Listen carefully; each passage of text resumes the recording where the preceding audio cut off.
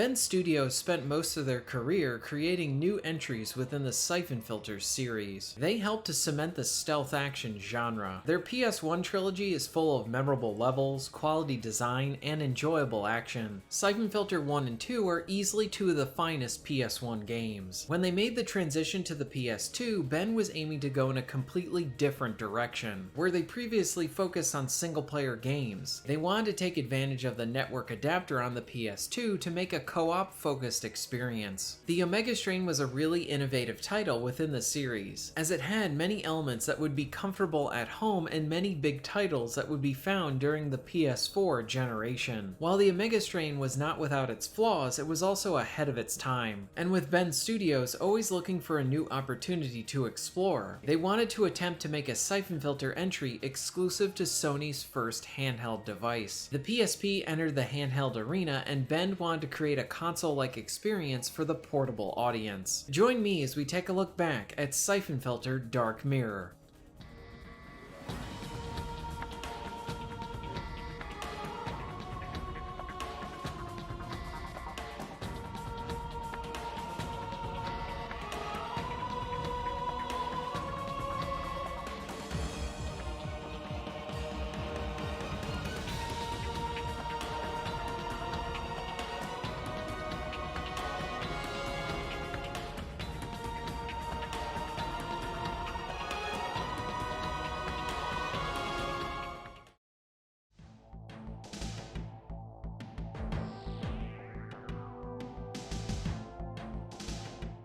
During the PS1 generation, Bend Studios worked to create their Syphon Filter series and continued to make new installments within it. They saw a lot of success on the PS1, and the series made the jump to the PS2. Bend wanted to try and provide a Syphon Filter experience that could be played in online co-op. At the time, online co-op play on home consoles was still in its early stages, and in many ways this new entry would be ahead of its time. While Syphon Filter The Omega Strain did not reach the high levels of praise like some of its prior PS1 titles had, there are fans who enjoyed and understood what the developer was trying to achieve. Following this, Ben was very interested in Sony's upcoming handheld. The PlayStation Portable was going to be Sony's first handheld system, and Ben wanted to be a part of it. As such, they set out to develop a title for it and bring Syphon Filter into the mobile arena. Essentially, Ben wanted to deliver a console experience in the palm of your hand. During much of the development, Ben used the PS2 as a means for early prototyping. Bend Studios was in a bit of a tough spot like other PSP developers. The unit only had one analog nub, meaning that developers needed to get creative to find control solutions that would work on this unit. As part of this, the studio focused on providing a few different control options for the player to use. There would be a more classic-like control scheme using only one analog stick, and another option which allowed the player to control the camera with the face buttons. Dark Mirror would feature new weapons and gadgets for the player to use. For example, Gabe would be equipped with a sniper rifle that had access to different ammo types. He could fire off explosive rounds, stun rounds, and a few others. Along with this, there would be a set of goggles with a few different settings to help assess the environment, like having settings for night vision or finding important electronics. Controls would be a bit of new and old for this mobile entry. Gabe could now attach himself to cover and use this in conjunction with the lock-on aiming system. This would largely function like the prior games, and Ben hoped that it would help to make the action better for the handheld space. Free aim would also be an option as well, with a more modern option for over-the-shoulder aiming. The length of the levels would be considerably shorter compared to the prior Syphon Filter titles. Since this was being designed for mobile play, Ben wanted this game to be easily accessible and enjoyed in bite-sized chunks or in longer play sessions. As such, the missions would be broken up into parts. When it comes to Dark Mirror's story, Gabe and crew would run a small agency that conducts precision strikes. During a standard op, they fight a group known as Red Section, and many elements about the mission do not add up. The narrative would involve levels in different locations across the globe, and a woman from Gabe's past. For the first time in the series, the Syphon Filter virus would not be at the focus of this title. Like the Omega Strain, Dark Mirror was an ambitious entry within the series on a new set of hardware. Ben liked the challenge and the potential on what the PSP could mean, along with helping to define the experiences that could be found on it. In March 2006, Syphon Filter Dark Mirror was released to the world.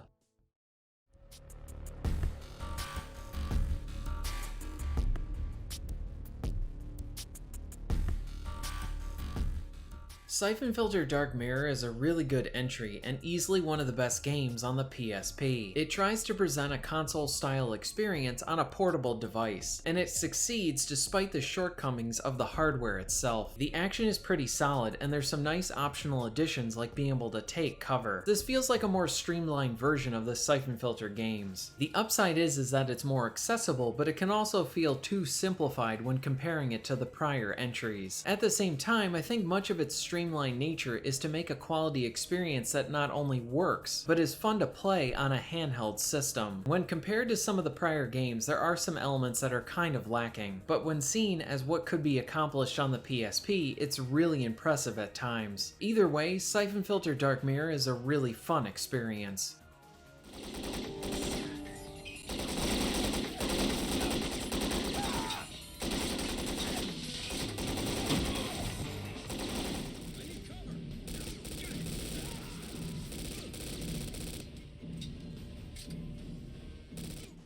Dark Mirror generally operates like the prior Syphon Filter games, but some of the new controls create a different kind of experience. For one, there is now an optional cover system. You can snap to most walls and use this as a means to look around and fire from safety. Getting into cover can be a bit hit and miss, as some walls will seem like you can go into cover on them, but then it won't work. And then there are times when you try to go into cover and the game just doesn't really recognize it right away. It is a nice option, but in the middle of a firefight, I found myself just leaning a bit out of cover or crouching to minimize my damage. The controls have a few different options, allowing you to have the game operate a bit more like the classic titles, or something a bit more modern as you use the face buttons to control the aiming and the camera. For aiming, you can use a very useful lock-on mechanic, or free aim and aiming over your shoulder. Using the face buttons to aim is a bit clunky, and it takes a while to get used to. Thankfully, the AI operate in such a way that they feel designed within the limitations of the PSP. Essentially, many of the enemies are very dumb, and while that might be a negative in other games, within the setting I actually found it to be just fine here. They can still do a good amount of damage to you, but they tend to not move around that much, allowing you to free aim and get those headshots in, without it feeling too cumbersome. All of these factor into this different feel provided by this entry, compared to the prior ones. Along with this, the dodge roll is not in this entry, making Dark Mirror feel more like a stop and pop type experience. The levels themselves have a much more straightforward type of design. Some do offer a bit of exploration, but for the most part these are bite-sized chunks of levels that have a very specific objective for you to accomplish. That being said, there are a good amount of levels that do allow you to approach them from either a stealth-focused or action-focused approach, but do not expect the exploration or even the problem-solving from the earlier entries.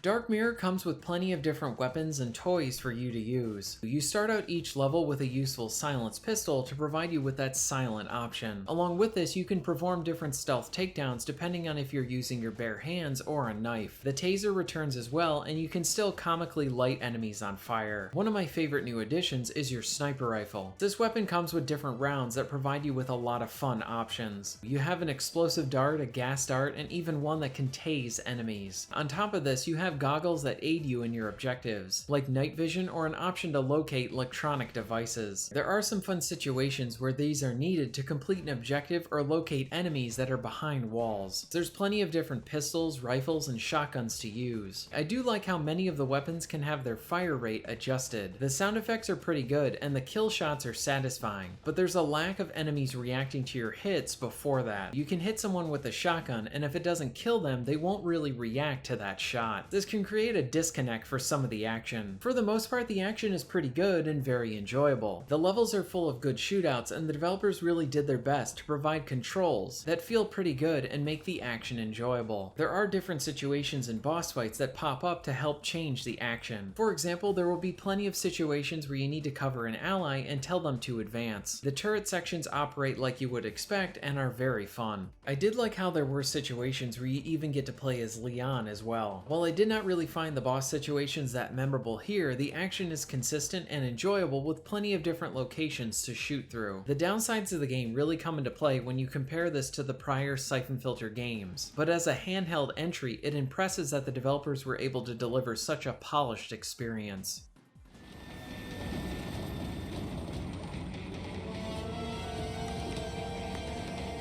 Damn it. Switching to IR. I'm on the gun. Don't slow down.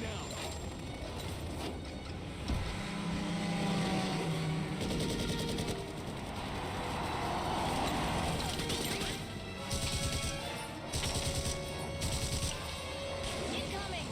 Oh, hold on.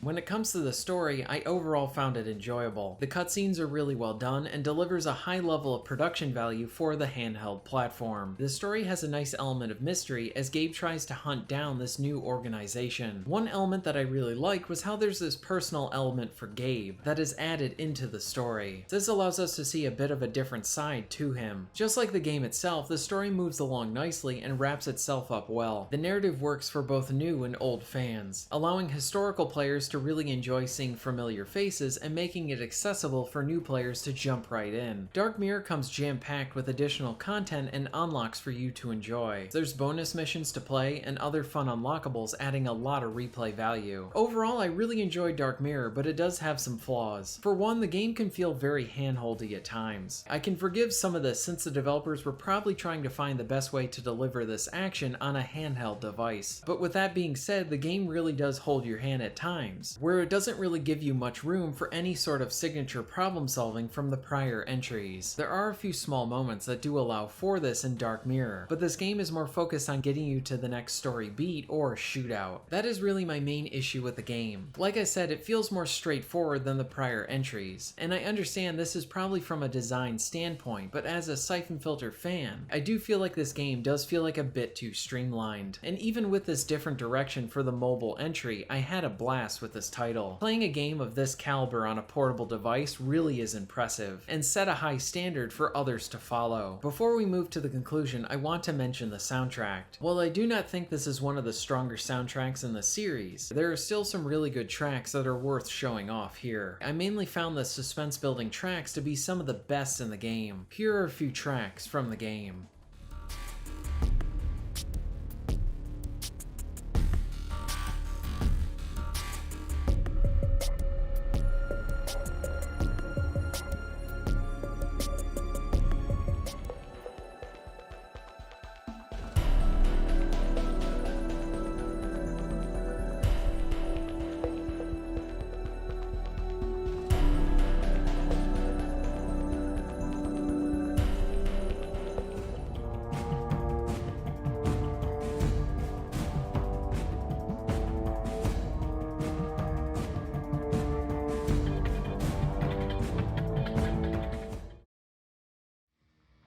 Syphon Filter Dark Mirror is a solid entry within the franchise, and easily one of the best games found on the PSP. Bend Studios really showed how they continue to challenge themselves by trying new things by finding a way to develop a portable entry within this franchise. They did a good job at working around the hardware limitations of the handheld, and with some tweaks and refinements, this entry could have easily have been a console entry. There is some clunkiness to the controls, but the game seems designed with all of this in mind, and you will quickly get used to it as you focus in on the action. And while much of the experience is more streamlined and straightforward compared to the prior entries, the minute-to-minute shooting is really good and enjoyable. On top of all this, the story and presentation is enjoyable as well, and helps to round out the package along with a good amount of unlocks. For a first attempt on a handheld device, Bend Studios really did a great job with this one, and I easily recommend it. Thank you very much for watching.